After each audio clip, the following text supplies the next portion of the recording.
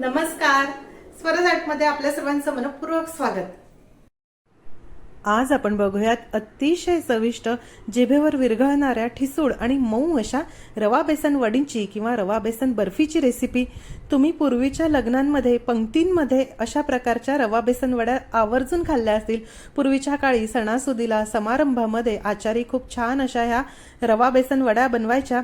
मस्त अशी रेसिपी आहे. मी खूप सोप्या पद्धतीने अचूक प्रमाणासह तुम्हाला समजावून सांगितली आहे. चला तर बघूयात आता याची कृती. रवा बेसन वडी बनवण्यासाठी आपल्याला लागणार आहे 2 वाटी बारीक रवा. हे बघा, हा चिरोटी रवा इथे मी वापरला आहे. आणि 1 वाटी आपल्याला बेसन लागणार आहे. हे सगळं जे प्रमाण आहे हे मी तुम्हाला वाटीनी मोजून दाखवणार आहे, त्यामुळे चुकण्याची शक्यता नाही. मी ही आमटीची वाटी इथे घेतली आहे. तुम्ही तुमच्या गरजेनुसार या वाटीची साईज लहान, मोठी किंवा मोठं भांड असं देखील घेऊ शकता. सर्व साहित्य एकाच वाटीने मोजून घ्या म्हणजे चुकणार नाही. सर्वप्रथम वड्या सेट करण्यासाठी ट्रेला, ताटलीला किंवा परातीला तूप लावून घेऊया.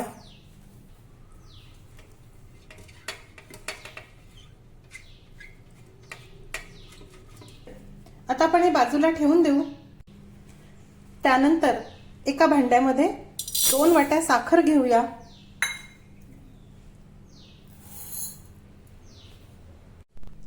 यामध्ये 1 वाटी पाणी घालूया. पाकासाठी 2:1 असं प्रमाण ठेवा. आणि चिमूटभर केशर. आता ही साखर विरघळण्यासाठी जरा बाजूला ठेवून देऊ म्हणजे पाक पटकन होईल. आपण जोपर्यंत रवा बेसन भाजतो तोपर्यंत ह्या पाण्यामध्ये साखर अगदी सहज विरघळते आणि पाक लवकर होतो. हे बाजूला ठेवून देऊया. आता इथे कढईमध्ये 1.5 वाटी पातळ केलेलं तूप आपण घेऊया. तूप नेहमी करता पातळ करून मोजा म्हणजे त्याचा अंदाज चुकणार नाही.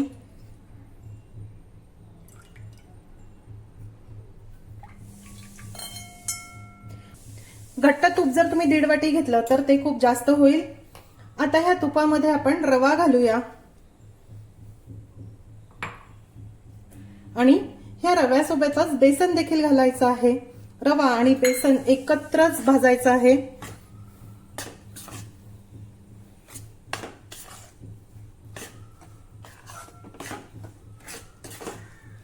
ज्या प्रकारे आचारी लोक बनवतात अगदी तशीच ही रवा बेसन वडी तयार होते.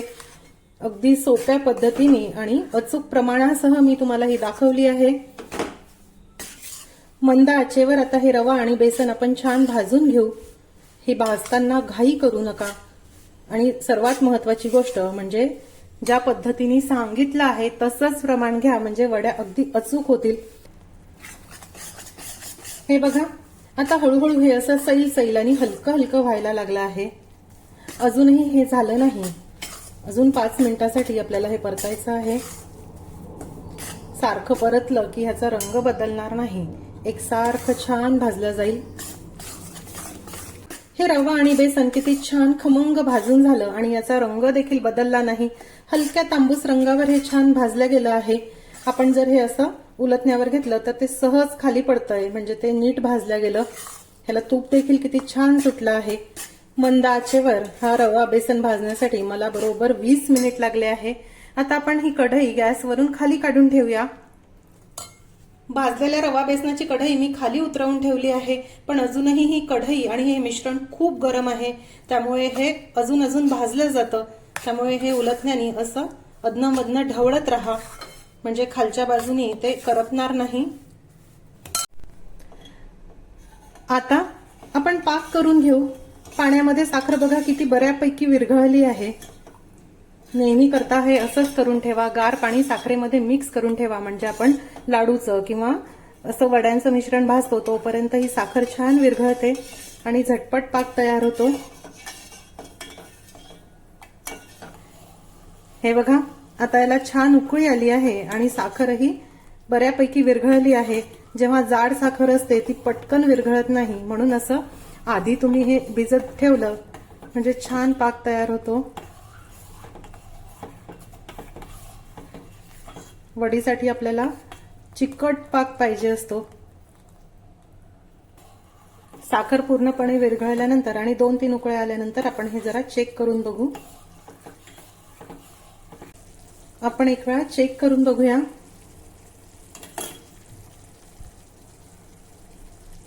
हे बघा, अगदीच थोडं चिकट झालं आहे. छान स्टेडी असा तार याला येत नाही. अजून जरा शिजवून घेऊ.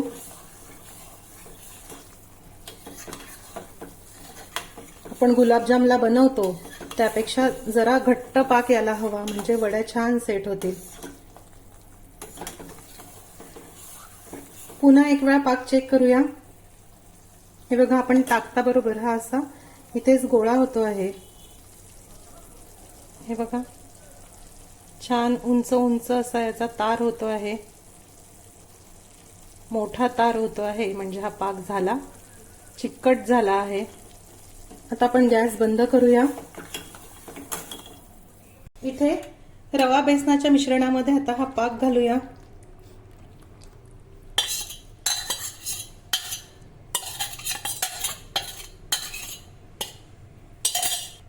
वेलची पूड घालू आणि हे छान मिक्स करूया.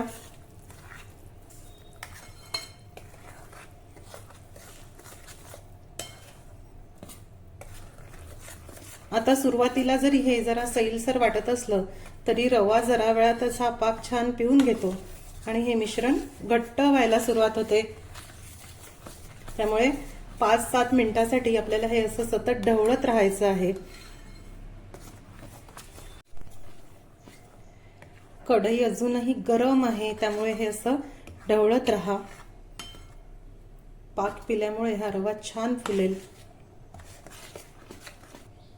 हे बघा, पाक घातल्यानंतर 5 ते 7 मिनिटांसाठी हे मिश्रण मी असं छान सतत ढवळून घेतलं आहे आणि रवा असा छान फुलला आहे आणि हे मिश्रण असं घट्ट देखील झालं. आता आपण तूप लावलेल्या ट्रे मध्ये हे काढून घेऊ.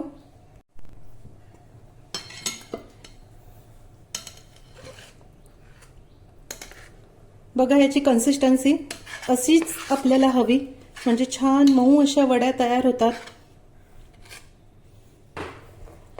बर्फीचा हा ट्रे आता जरा असा टॅप करून घ्या, म्हणजे मिश्रण अगदी एकसारखं पसरेल. यावर सजावटीसाठी थोडं केसर घालणार आहे. तुम्हाला आवडत असेल तर तुम्ही ड्रायफ्रुट्सचे काप देखील इथे घालू शकता. गरम असतानाच हे केसर किंवा ड्रायफ्रूटचे काप घाला. साधारण 1-1.5 तासानंतर हे छान असं सेट झालं आहे, कडक झालं आहे. आता आपण ह्याच्या वड्या कापून घेऊ. तुम्हाला पाहिजे त्या आकारामध्ये तुम्ही ह्या वड्या कापा. बघा, तुम्हाला कापतानाच कळत असेल किती छान मस्त हे सेट झालं आहे.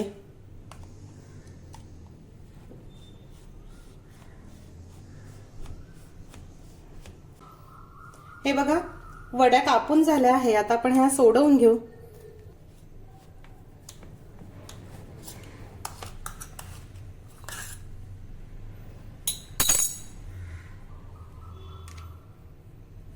हे बघा,